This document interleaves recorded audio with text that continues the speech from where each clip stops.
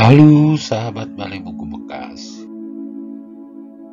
Surat cinta ini dipetik dari buku Surat-Surat Cinta yang disunting oleh Kak Usman, Hari Cahyono, dan Titi Irawati, serta diterbitkan oleh Yayasan San Bakti Sarinah Jakarta pada Agustus 1987. Surat cinta ini ditujukan oleh seorang ayah yang akan menghadapi tiang gantungan pada zaman Belanda dan ditujukan kepada anaknya.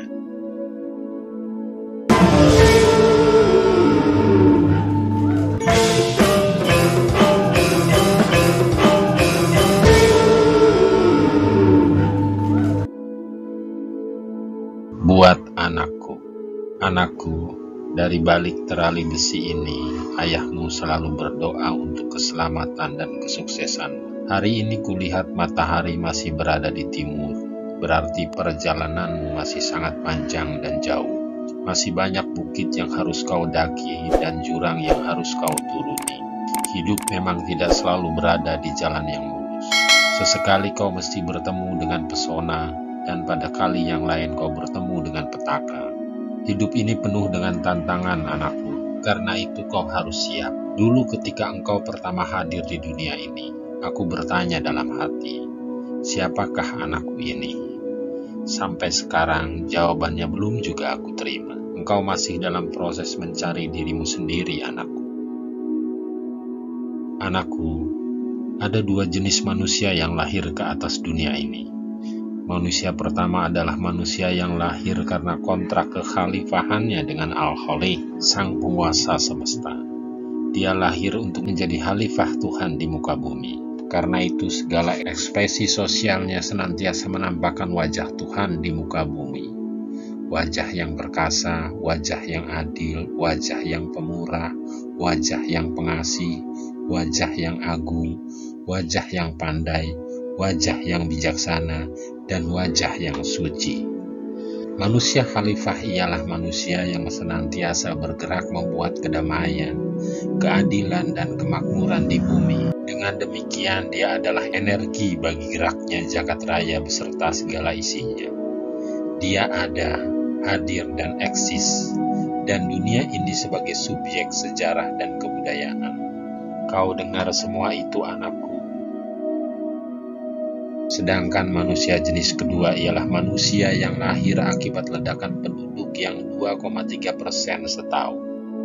Dia lahir tidak diharapkan oleh siapapun di dunia ini, karena adanya dia tidak akan menambah apa-apa bagi dunia.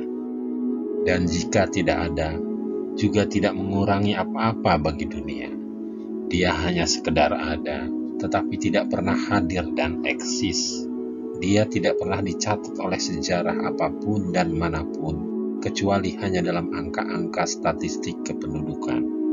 Dengan demikian, kehadiran dia hanya menambah padatnya tempat yang sudah cukup padat, dan bahkan akan menjadi beban sosial secara nasional maupun internasional. Kau dengar semua itu, anakku? Jika kau menjadi manusia jenis pertama, maka masyarakat mana yang hendak kau pimpin, bumi mana yang hendak kau makmurkan, serta keadilan macam apa yang hendak kau tegakkan.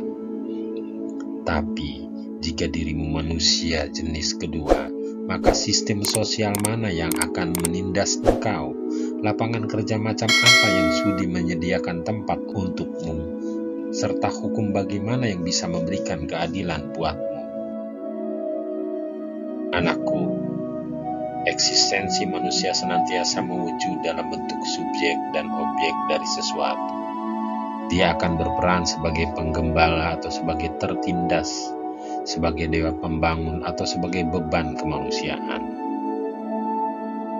Anakku, engkau sudah cukup dewasa, sudah berhak menentukan pilihan-pilihan. Capailah cita-citamu dengan kekuatan sendiri. Aku, ayahmu, sudah tak mungkin lagi membantumu. Dinding, tembok, dan terali besi telah memenjarakan semua yang ada padaku, kecuali satu, hatiku.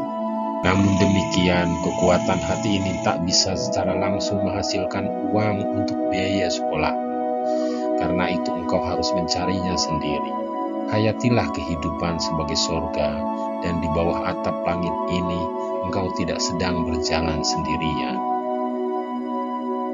Di bawah sinar matahari yang tak pernah jemu, di atas hamparan bumi berlimpah ruah rezeki disediakan.